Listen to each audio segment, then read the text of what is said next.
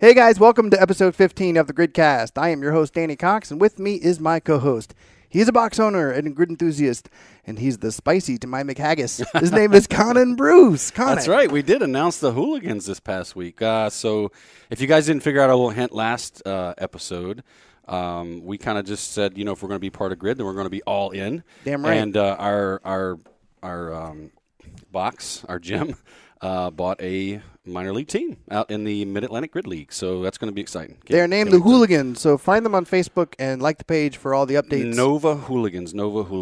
Yeah. Nova. That's Northern Virginia. So you know what that means for me is I get to take out my kilt permanently. Absolutely. I'm pretty excited about that. Green bowlers and kilts. That's what we're rolling. Damn right. Right. Okay, no guys. handstand push-ups for us. No. On today's show, we're going to actually break down what a grid match entails. Because I don't think that everyone out there, when looking at the grid and looking at the sport, really understands it fully. So I think we're going to try to help kind of clear out the cobwebs. Yeah, and, the league's done tried to do a really good job of explaining it, and we're going to try not to get in the weeds, but we're going to talk about it. And it does pass the beer test, right? So if you go grab a beer, you can actually see because people go from Quadrant 1 to Quadrant 4, but we're actually going to kind of tell you the differences between all the mountains and all that kind of stuff. All the mountains. Yeah. And then in Quadrant 2, so the league finally announced what the first week is going to be. It's going to be the McKinley match. So we're going to talk about what happened last year with all the teams and kind of make some friendly early predictions of what's going to happen. Yeah. And then in Quadrant 3, we have Chad Augustine from the San Francisco Fire. And we hope we're getting his name right. It might be Augustin or Augustine. We're not sure. Yeah, and he is the hugger of the team. He is the hugger. Let's just call him Chad the Hugger. Chad the Hugger. I like that much better. Yeah. You know what? So Chad the Hugger will be on Quadrant 3. And he embraces that, by the way. No pun intended. I see what you did there. It was awful. All right, guys, let's go ahead and start the show.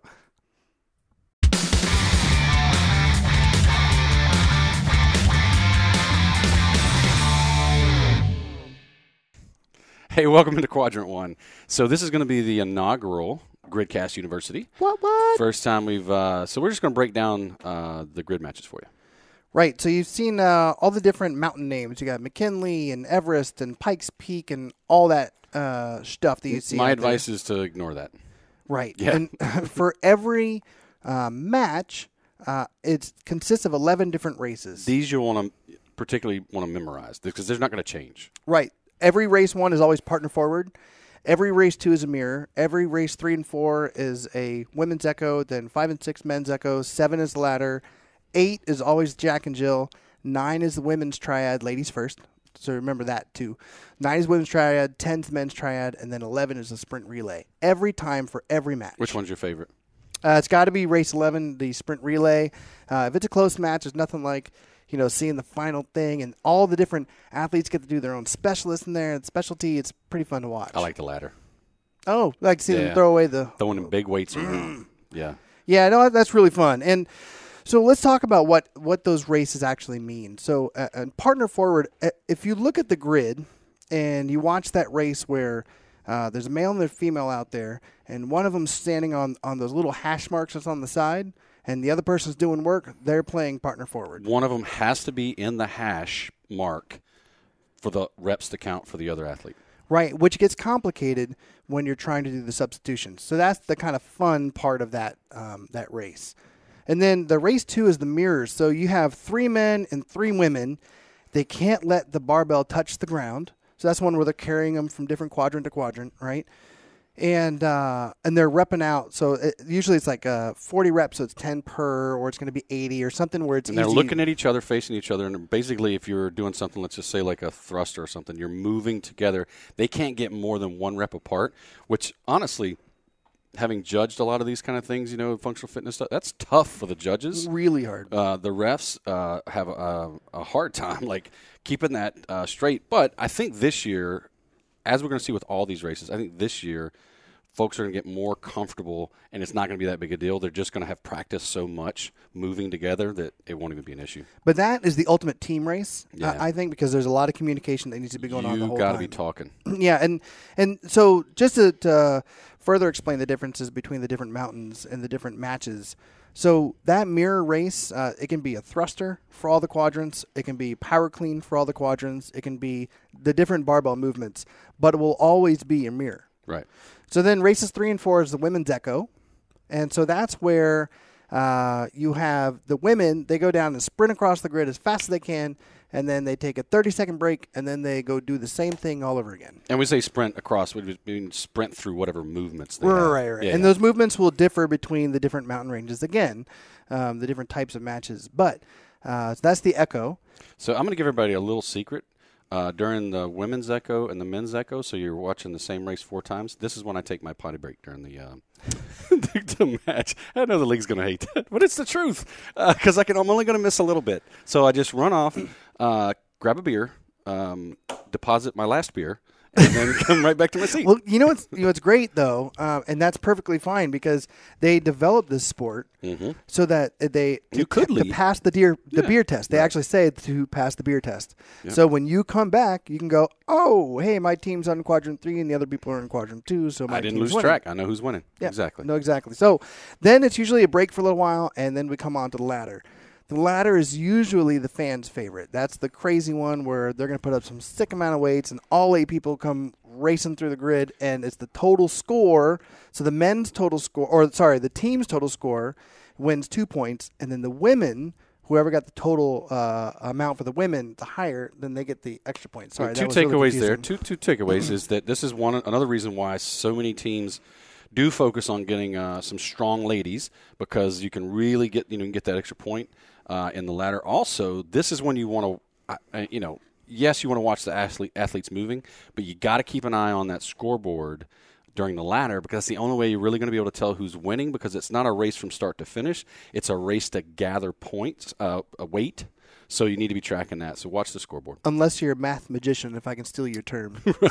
Right. If you're a rocket surgeon or 240 a brain, plus 270 plus 400, if you can do that. If you're Rain Man, then watch them lift. Right. If you're not, watch the scoreboard every once in a while. Right. And then race 8, you have to switch back and forth. The male going, he needs to be substituted out. It's going to be female next and back and forth.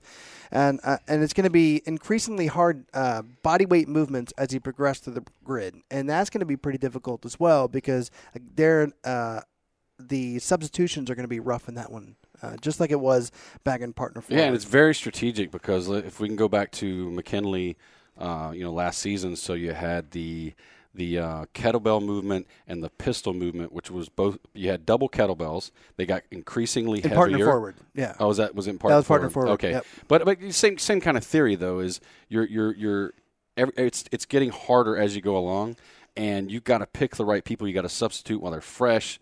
I love this part because that's where all the strategy comes in. Yeah. And it doesn't happen as much in other functional fitness sports, right? Yeah, absolutely. And then in the Jack and Jill in the McKinley, you have the bar muscle ups, then you have the regular muscle ups, and then you have the back roll to support. That really messed up some teams last year, that back roll to support. That's a tough movement. And if you don't have someone that can crank out all those, or at least 2 people to try to So when you throw in the increasingly difficult bodyweight movements, right? So we throw in those bodyweight movements, and then you throw in the strategy of when do I sub out? When are my partner and I, are we talking together? Like it's the communication. This is the fun part, I think. Yeah. And then another for someone who's brand new to the sport and kind of watching it for the first time, the women's triad and the men's triad can be a little difficult to understand because that's when it gets really kind of crazy looking on the grid. Each quadrant has 3 separate sections of work that need to be completed before you can go to the next quadrant. Right. So that would be me, you, and Tyler doing cleans in one quadrant. Thank you for picking something that I can actually do. Right.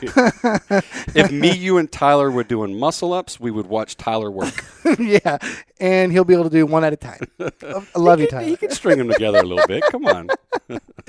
So yeah, but what's crazy about that is let's say those cleans, let's say Conan cranked through the cleans on the first, or let's say the 4th quadrant, and he was in the 1 position, and I was in the 3rd position, and I was gassed out. and I just couldn't do those cleans anymore. Stop. I mean, once I got mine done, I can run over and grab your barbell from you. Yep. And just knock them out. Which won't take much because I'm already fatigued. Right. And walk off. And that was exciting to watch. But the difference there, so if you guys think about this, so in other functional fitness sports, and other, competitions, throwdowns, whatever, normally what you watch is the athlete kind of grind through that, right? They're like having to just suck it up and everyone's finish. On the outside. Oh, you got this. You're so good. And you just keep going, right? Well, not in grid, right? So what you do is you got 3 people working on those 3 movements. Well, if I get done and I'm still fresh and that's my jam, I can just take over for you. Right. Just like in basketball, box out, and then you go in, crank those movements out. Yeah. All right, so that's the men's triad, and then they had the sprint relay. So that's the one where you have 8 different movements or whatever you want to call it. Skills, yeah, within the race. And the last rep to be finished of whatever skill that is, that's the last rep for that person in that race. And they're out. All right, then they're out. So they get touch the start line, then they run back to the finish line, and that's it. So I like that one. That's pretty exciting because you get to see the specialists do their thing. You got to pick the right person. Oh, absolutely. But you get to see like the brawler's name come up to my head right now, but you get to see Lindsay Maneri do her bodyweight specialist. You get to see Taylor Stallings crank out her, barbells or whatever, right? You see Hernandez do his double unders, so you get to see the specialists do their thing. So that's what I really like about it. So anyway, we're going to have this up on the website, this little breakdown, and we know that it's on the NPGL's website as well, but we kind of tried to make it a little simple on a one-sheeter that everyone can take a look at. Yeah, we tried. If you print out this sheet and keep it with you when you're watching the matches, at least until you kind of get these, and I think it'll help learn the races. Don't worry so much about learning the matches because the movements will change from match to match. So mountain to mountain, those kind of things change.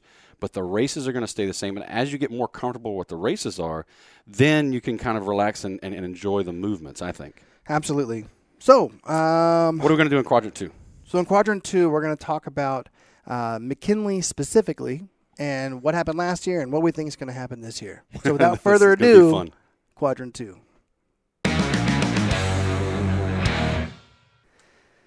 All right, guys, before we get on to Quadrant 2, I made a boo-boo. I just recently said that James Townsend, or you're about to hear me say that James Townsend is on the New York Rhinos. No, that was a dum-dum on my part. James Townsend is on the LA Reign, and we know that because we were there and watched him get signed. But we debated whether we're actually going to shoot this thing over again, Quadrant 2, but we had a good time. We had good vibes going, so we just kind of went with it. So, my bad, James Townsend. I know you're with the LA Reign, so I'll stop jabbering. On to Quadrant 2. Here we are in Quadrant 2. So just like we talked about earlier, we're going to break down this McKinley match, talk about how the teams fared with this match last year. Then we're going to roll into some potential predictions, which we hopefully we'll see how that plays out. Fingers crossed. Yeah. So just like with any other sport, though, and you guys that geek out in stats for other sports, stats are stats. They don't tell you everything. But Danny Rainman Cox went through all the data he could get to, over the last few hours. You know what? I haven't taken an SAT test since I was like 18 years old, I think. Yeah. But I feel like I just took one today. You're exhausted with it, yeah. It's so cool. We broke down all the data he could to try to show how the teams fared last year. I'm going to let Danny explain it because he does a better job than I do. Okay, so the McKinley match is known as the barbell mover match.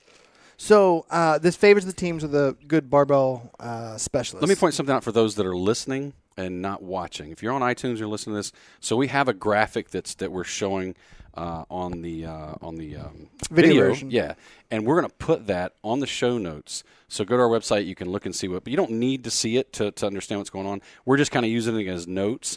And if you're watching and you can't read the thing, it's okay. We're going to have it up on the website. It's just letting you guys know. Right. So what I did was I pretended that, okay, so there were 6 teams, but we all know the Philly Founders aren't there anymore, and they played McKinley. There's 6 teams that actually played McKinley match. San Francisco Fire and the Boston Iron weren't a part of that, part of the McKinley matches. But anyway, so I pretended as if every team was racing in their own lanes all at the same time in their own grids, and then broke down where they ranked according to everybody else. So let's talk about the races. So in partner forward, The best team out there was Phoenix Rise. So Phoenix Rise ended up getting the best time. Again, as if they were all racing at the same time based on how they finished time-wise. Yeah, and this doesn't take into account close matches. So, for instance, Phoenix Rise had a really close match compared to the Brawlers. Brawlers were killing it against the Founders all match long.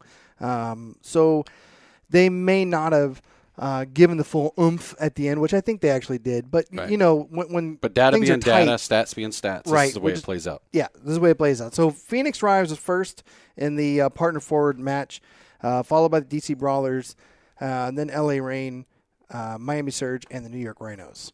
So I did that for every single race moving forward. So when it all was said and done, and I looked at all of them, and I averaged all their data out, actually Phoenix Rise ended up being first overall in all the different teams. Stats being stats, if they all raced at exactly the same time and all got the same times they did, Phoenix Rise would have won. So what does that mean? So I'm trying to say, if Brawlers played Phoenix, for instance, which they didn't, right? According to the stats, the Brawlers probably would have lost that match. Right. The Brawlers would not like to hear that because they went undefeated. Sorry, guys. But again, we're looking at data, we're looking at stats. Any given Sunday in football, anything can happen. And this is you're talking about early on in the season too. Yeah. People are still trying to get used to transitions. So, people are trying to get used to the different races and what they mean. Right. So, we just think it's fun to look at this because what we're going to do, again, looking at last year, then we're going to try to take this and kind of look at what might happen this year, and it'll be fun to see how it plays out. Yeah, and let's talk about some of this. So Phoenix Rise, they have a lot of barbell movers on their team. So do the Brawlers. And the McKinley Brawlers is favored. Is favored towards the barbell movers. Right. That makes sense. But you can take a look at a team like the LA Reign. LA Reign has a lot of power names that you think of, a lot of famous athletes from the Reebok CrossFit Games, specifically people like Kristen Clever and Kenny Leverich and Lindsay Valenzuela. Right. So you got a lot of big names, which is awesome for the sport, and they do kill it on the grid, but they're more generalist players, right? They're not really the barbell specialists like a Taylor Stallings or someone like that, right? Mm-hmm. So, and where do they rank? Well, they rank fourth. LA Reign did out of the 5 teams that are out there. In this match. Right, in this match, in this format last year. Right. And a lot of these teams who now have seen where they've ranked in all the other different matches in their formats, they're trying to plug in those holes now going into next year. Right. And so if you analyze this, and I think the teams are doing generally doing the same things we're doing right here, I would hope, right? And they go back and look at last year and they think to themselves, okay, if I have the same athletes, then what do I do different, right? Because now that we know that favors barbell specialists, maybe I have all those power players from the Reebok CrossFit Games, and those are all excellent athletes. Maybe since last year, some of them have stepped up their game on their cycle rates on certain movements. So maybe they've gotten a little stronger, but I guarantee they've gotten more efficient, because that's one thing that you can see with the elite functional fitness athletes out there year after year after year. If you go back and look early on in the Reebok CrossFit Games, you don't see as much efficient movement. You see a lot of just muscling through it. And as the years progress, man, it gets more and more to where it's just like every little thing counts, right? Yep. And I know that we're going to see the same thing in grid. Yeah, absolutely. So I just pulled up the next screen for all of you who are just listening. And what I did is I tried to plug the holes of the 2 teams that weren't up there on the list before. So you had San Francisco Fire, Boston Iron. Of course, Baltimore Anthem, they don't have any data from last year. So what we're going to predict for them is just speculative, completely speculative. Right. But San Francisco Fire and the Boston Iron, what I did was I looked at the other match formats. So I went to Pikes Peak and I can't remember the other mountain range right now that I looked at. But I went to the barbell-heavy races, and then I compared them to all the other teams again and re-ranked them. So then I came up with this graph here. So we have the best team for all the barbell movements across the board were the DC Brawlers. And this will be a cool one to pull up on the website and take a look at. Right. So you have the DC Brawlers, followed by the San Francisco Fire, which, by the way... the two teams that made it to the championships. Exactly. Yeah. So then After that, you had a tie, actually, the San Francisco Fire and Miami Surge, then followed by the Rhinos, then the LA Reign and Phoenix Rise were also tied again, and then the Boston Iron were seventh. They brought up the rear on that one. And then also, again, Baltimore is unknown. So then I took it into what does the first week look like? So then you got the McKinley, again, barbell heavy. We compared everyone against all the other barbell movements. And you have the first match that's going to be the Brawlers versus the Iron. So that's the barbell movements. Who was number 1? DC Brawlers. Who was number 7? Boston Iron. So if I look at that, what's going to be my prediction? Who's going to win this one? I got to go with the Brawlers. Right. I know it's early. Oh, yeah. And I know that Josh Plosker is trying to plug in different holes, right, of better barbell movements. And you never know. They could surprise us. But I'm going to go ahead and predict the Brawlers for. Yeah, but just like other sports analysts, we're going to make our predictions, and we'll just have to see how we fare on it. I'd go with the Brawlers. I get kind of nervous already. I know. I'll go with the Brawlers, too. And not just because they're our, hometown team, but I think you are right. Unless and not only are they a strong barbell team, they've made it stronger. Yeah. Where, with Becca Day coming on board. Oh, good Lord. I mean, yeah, right. So we're gonna have Beasley over your head. Right. We're gonna have to see how Boston. And this is going to be strategy. I think is going to be squeezing everything they can out of their team to beat a team like the Brawlers. And I'll tell you, I'm a huge fan of Boston Iron. I rip their hat everywhere I go. Oh, yeah, you do. I love their logo. But I would love to see Boston come in and take it. I think they're hungry for it. I think they've got a great group of coaches and athletes. So it's going to be an exciting match to watch. I can't wait for that first match. And Boston's a hell of a sports town, too. Oh, man, yeah. Exactly. You don't get much better than that.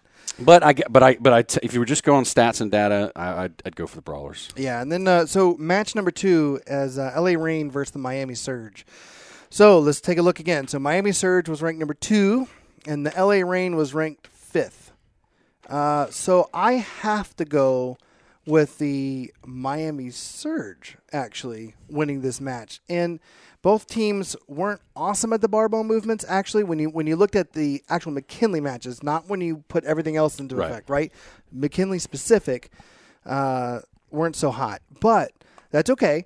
I still think the Miami Surge is going to win, but that's because of Doug Chapman. The addition to Doug Chapman as the coach. Mm-hmm. They also brought in Willis McGahee. He may be raw, but damn, that dude's like an ox. He's strong. Yeah, he's strong. So I got to go with the Surge on that one. What do you think? Yeah, I'm gonna go with the Surge. Okay, so then we have on race number 3 is the Baltimore Anthem versus the New York Rhinos. So like I hinted to before, the New York Rhinos are typically a generalist team so far. Big names, they're great. A lot of them are really good at the body weight movements, but not so good on the barbell side so far. I know they're going to try to change that. They also tried to change that with James Townsend. He's a strong dude, so that's going to help their way. But I think James Townsend, when moving a barbell around, can't do it quite like Klokov.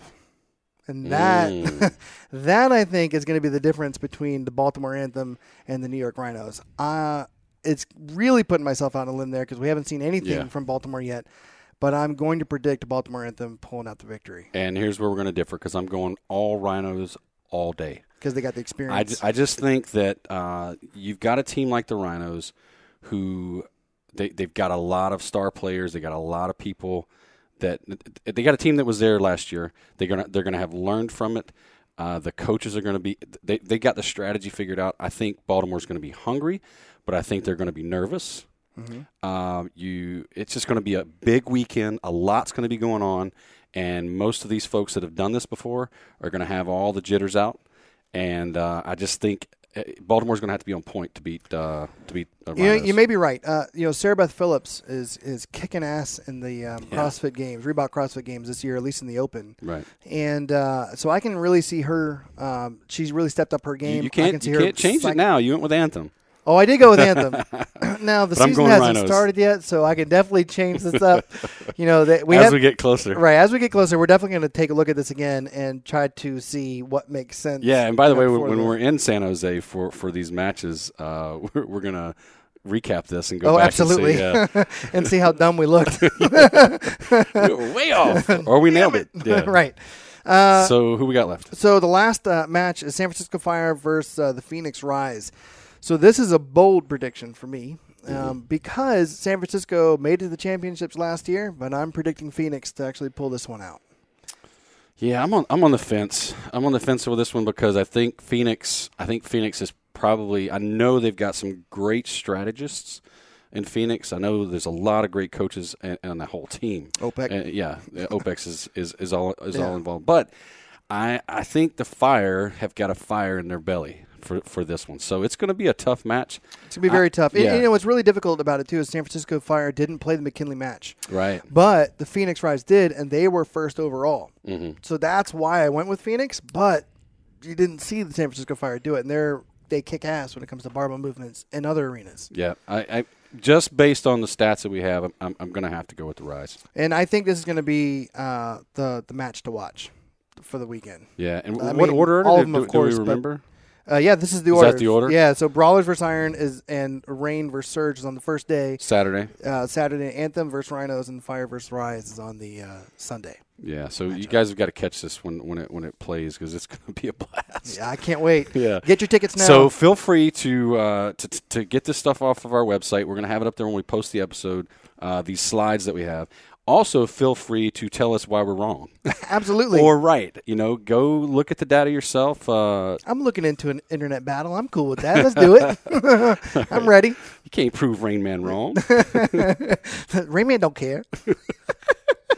All right, guys. So hopefully those of you who are listening to the episode got just as much out of it. Again, I think if you pull the slides that we used and you'll see some of the data, I think you'll get a lot out of it. And let's head on over to who's our guest again? Quadrant 3? Chad Augustine. You know why I like this guy? Why? Because he's a hugger. Oh, let's hug it out. Let's go to Quadrant 3. Hey everybody, I'm really excited about our guest. In 2011, as part of the Rockin CrossFit Honey Badgers, he took home 6th place in the Reebok CrossFit Games. He took home 1st place in the Masters category worldwide in 15.1, and he is known as one of the best huggers in the Sacramento area. From the San Francisco Fire, please welcome to the show, Chad Augustine. Welcome. Thank you very much. That's quite the intro. So yesterday we spoke for a little bit, and you told me that one of your passions in life is being a firefighter. In the same conversation, you told me that previous to your new promotion, and congrats, by the way, they used to work 48-hour shifts, running somewhere between 35 calls in that time period. How did you recover and find time to train? So that was a big challenge for me, and talking to my coaches, they kind of believed that was one of the big reasons that I would fight some injuries, just because recovery would be a challenge. I kind of had a rule that unless I was absolutely on no sleep, I would still get off shift and continue my training regimen and then go home and sleep, and just not let work interrupt my training schedule. And I always say I try and be real smart on everything else I can do with mobility and supplementation and good nutrition, because I knew that I was lacking in the rest and recovery area. Yeah. Well, along with being a firefighter, I hear that you also are an award-winning flight paramedic. Can you tell us how you got involved with being a firefighter and a paramedic? Sure. I had some big goals of as a wrestler growing up. I wanted to make it to the Olympics at San Diego State, and our program was cut. I was wrestling at a junior college and had a couple injuries, and then my first big match back, I got hit by a van actually warming up for the state meet. And while I was in the ambulance, I thought, these people are really nice. They're helping people. I think this is something I might want to do. And so I went to EMT school, I went to paramedic school, and then started looking into the fire service.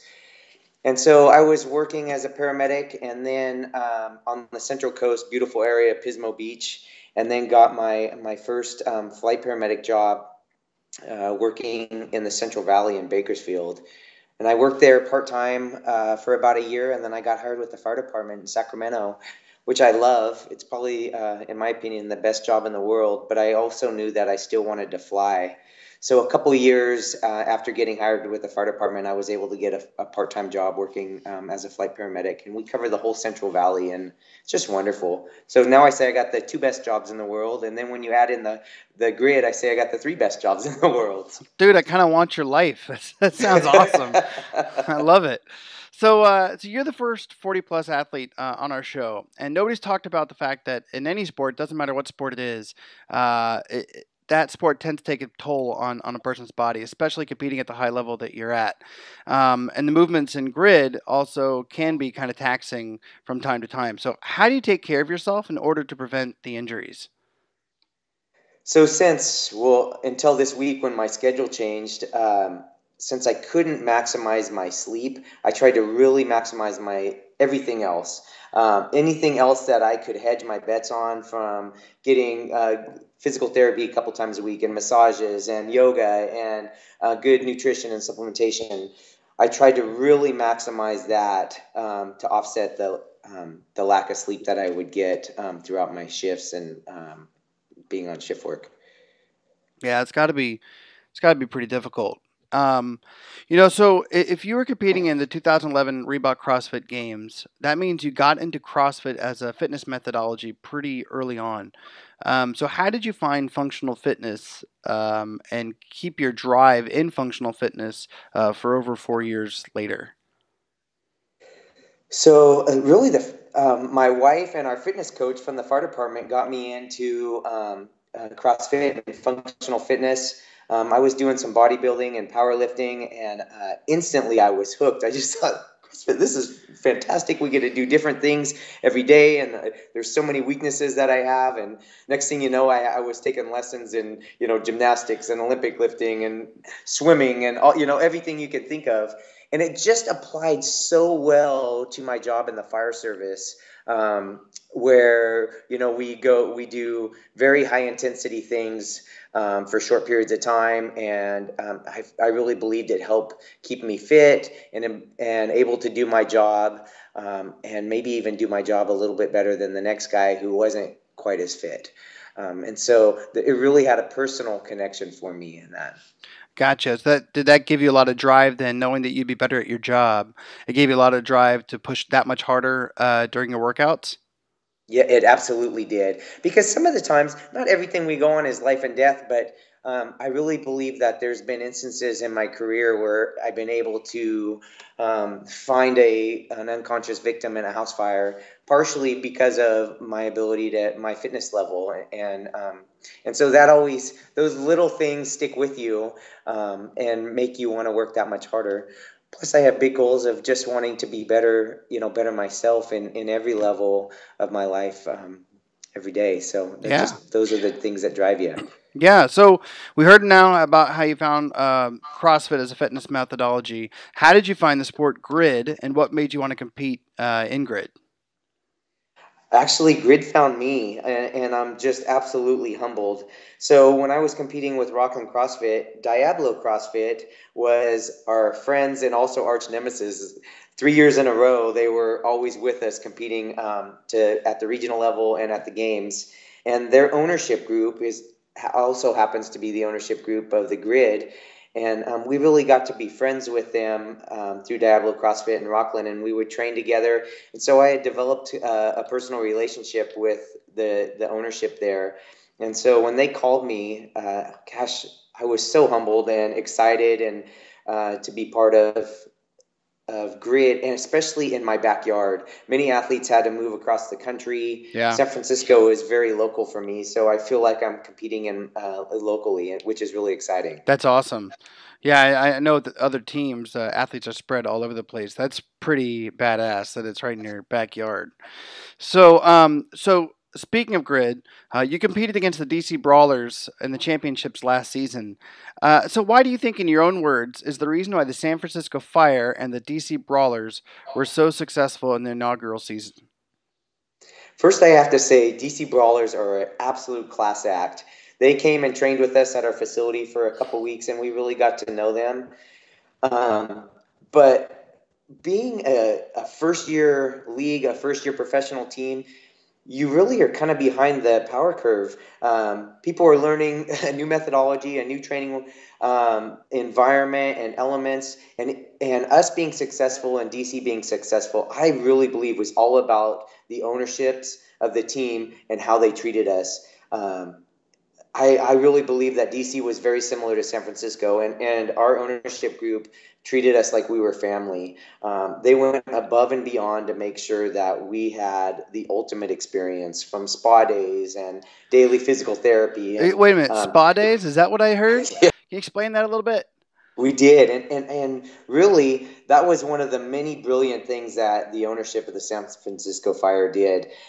They really believed that if they wanted us to have the ultimate experience as professional athletes. And then I think they believed that if we got to know each other on a more personal level, we'd be better athletes and better teammates out on the grid. And I really believe that they were spot on with that. Yeah, absolutely. I can't imagine it. What do you bring as Chad Augustine to the team that no one else can bring to San Francisco Fire? I'm a pretty good hugger. I hear that. I love that. I definitely love that. But I was making a correlation, and I was thinking about it, since you're a firefighter, right? And I know there's a lot of camaraderie and family that's there. Do you think that that's an aspect that you bring to the San Francisco Fire team? I do. I really believe that. And on day one, when everybody's trying to fill each other out and people are being competitive and not really sure how this is going to work, and you walk up and give somebody a hug, and all of a sudden it brings the stress down a little bit. Or if somebody's having a rough day, a hug just makes everybody feel better. And we hug each other when we're winning a race on the grid. Why wouldn't I want to come in and hug each teammate as we start our session and we're going to all be training together? And Hell so yeah. I just think that that's a wonderful attribute that we can all have, and it makes everyone feel better. And we're much more like a family. And then we go out and try and kick butt on the grid. And you do kick butt on the grid, which is awesome. So, okay, last question before we go into gridlock. If you wanted to say something out to the masses out there, what do you want to say? I'd say a couple things. Age is truly only a number. Yes, as you get older, we have to be a little bit better to ourselves and we have to reevaluate. But there is no magic number that, hey, come 40, you have to hang it up. And as an almost 42-year-old professional athlete, I am just so jazzed to be able to train and compete with some of the best athletes in the world and some of the nicest people I've ever met. So age is definitely just a number. And the other thing I always like to say is, hey, if we're not having fun, what are we doing? Whether Amen it's training in your personal life or our jobs that we spend a third of our life in, or our hobbies, make sure you're having fun. Because if it's not fun, it's time to make a change. Damn right. I love that message. All right, so now it's time for the show that we like to call Gridlock. So it's going to be 10 really fast-paced questions, and you're going to give me the answers as quick as you can, okay? You Sounds ready good. for it? Yep. All right. What is your current favorite TV show? Diners, drive-ins, and dives. Love it. What's your favorite treat meal? Ice cream. Who gives you the best hugs in return on the San Francisco Fire team? Drew Cannavaro. If you needed a pick-me-up on the team, who's going to get you back hugging again the fastest? Annie Sakamoto. She's amazing. I think I already know the answer to this. Cake or ice cream? Ice cream. The original 3 Star Wars movies or the Indiana Jones movies? Ooh. I'm going to say the Indiana Jones movies. Can I have a hug when I see you in San Jose in mid-June for the start of the season? Absolutely. Hell yes. Beer or liquor? I'm kind of a wine guy. Oh, all right. So, curveball there. Yeah. And what is your favorite functional fitness movement? Muscle ups. And give me your prediction on who's going to win the 2015 season for the NPGL. The San Francisco Fire. All right. Well, thank you very much for being on the show. I really appreciate it. Come check us out, and remember to go on to Chad Augustine's Facebook page, on his athlete page. Give it a like, give it a follow, and good luck next season. Thanks so much. All right. Thanks a lot. Have a great day. You too. All right. Bye-bye.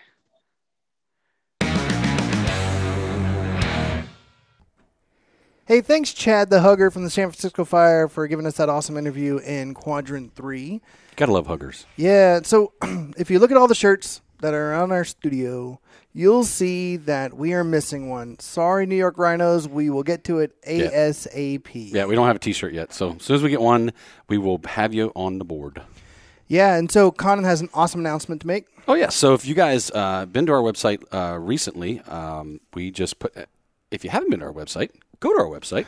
On the right-hand side, if you're on the computer, if you're on your phone or a tablet, it might actually be at the bottom because the way it reformats it or whatever it does when you're mobile. We've got two things I want you to pay attention to. One is register for our newsletter. That's the way you can stay up to speed with all the things going on in the show. We send out regular newsletters and links to show notes, things like that. The other thing that I think is exciting, so Danny and I and Tyler, we're all big weightlifting fans. Love the sport, love to just anything that involves barbells, we're in. And not running. Muscle ups, not so much. Actually, Tyler's a big runner. He's a big runner. Oh, yeah, that's right. But Tyler's a damn good runner, But he's a damn good runner who can snatch the shit out of a barbell. Damn right. So anyway, big weightlifting fans, and our buddies over at Barbell Shrugged came up with what we think is a pretty cool program. It's called World Class Weightlifting. World Class Weightlifting. Go to our site, either on the right-hand side or at the bottom, depending on what you're looking at the site. You will see a button that has World Class Weightlifting. Click that. Go check out our new program. It's pretty cool. It's pretty detailed. It's a great program to learn how to work on your clean and jerk, work on your snatch. Just check it out. Cool stuff. And then I want to thank everyone for giving us the 5-star ratings on iTunes. That's going to be a huge help for us. If you haven't gone on to iTunes yet, please do so. Give us a 5-star rating. Don't say anything, negative, please. Your mama told you, like I said last time. You can't say anything If you nice. didn't say anything nice, don't say nothing at all. Yeah, and we actually don't have too much of a problem with that. You guys are being awesome to us, and we really appreciate that. iTunes, that's kind of how they track a lot of things are on those the ratings and reviews. So it just helps the show out. So if you have time to go do it, go to iTunes, 5-star.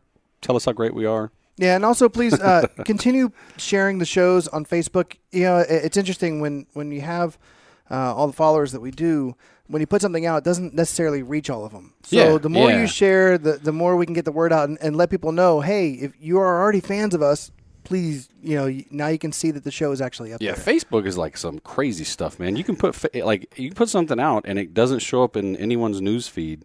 And then, one person shares it, and then it goes everywhere. Right. I mean, and they're always changing that stuff. So right. If you show interest in the actual post and you put up, the more thing people actually see it. Is if you just go to our website every week around about Wednesday, there's a show there. Holy cow. So check us out online. Check us out on social media. Don't forget to check out all the cool pictures that Tyler posts on Instagram because he is a IG fanatic. At GridCast TV, all one word. Yep, GridCast TV on all social media platforms. And with that, let's head on out of here. So until next time, clean up your jerks and snatches, drink your beer in batches, and always dominate your grid matches. See you later, guys. See you guys.